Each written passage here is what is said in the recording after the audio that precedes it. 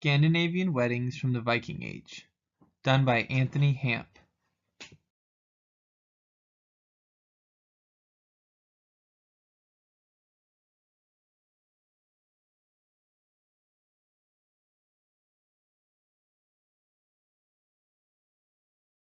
As with most early societies, marriage in the Viking Age was primarily about family alliance. Courting was discouraged and rare as it often led to illegitimate children and disgrace. Because of this, courtship was primarily done in the form of negotiations between the two families.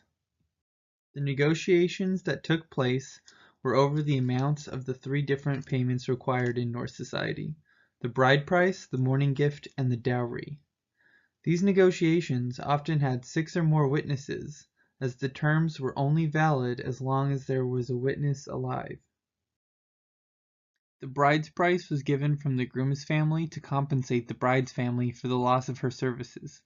The mourning gift was given by the groom to the bride on the morning after consummation to give her financial support through the marriage. The dowry was the bride's portion of her father's inheritance, and given to the groom for safekeeping. Weddings were held on Friday, back then called Frigga's Day, to honor Frigga, the goddess of marriage.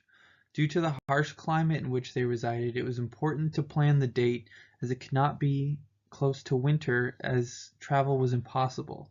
Also, it had to be close to harvest in order to have adequate supply of food and meat for all guests.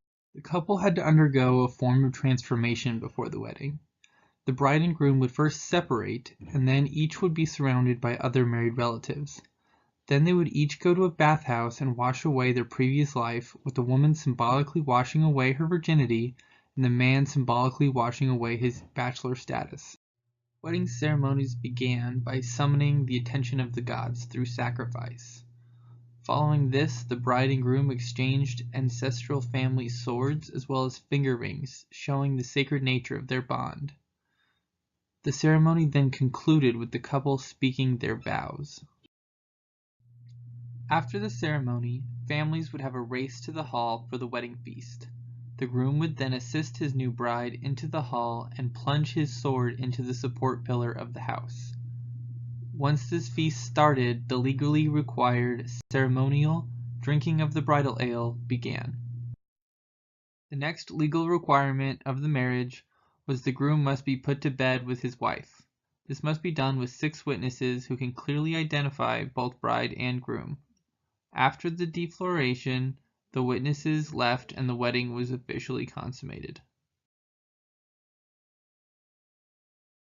In the morning, the woman donned a head covering, which was a token of her new status as a wife, placing her above servants and concubines.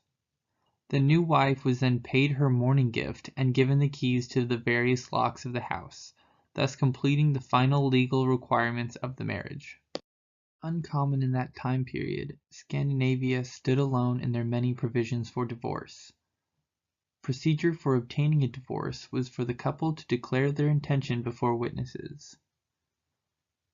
They then listed the reasons for divorce and went about dividing property. Also uncommon, either the man or the woman could call for a divorce in Norse society. And to get a divorce, there still had to be valid reasons, though throughout Scandinavia there were a variety of accepted reasons to get a divorce.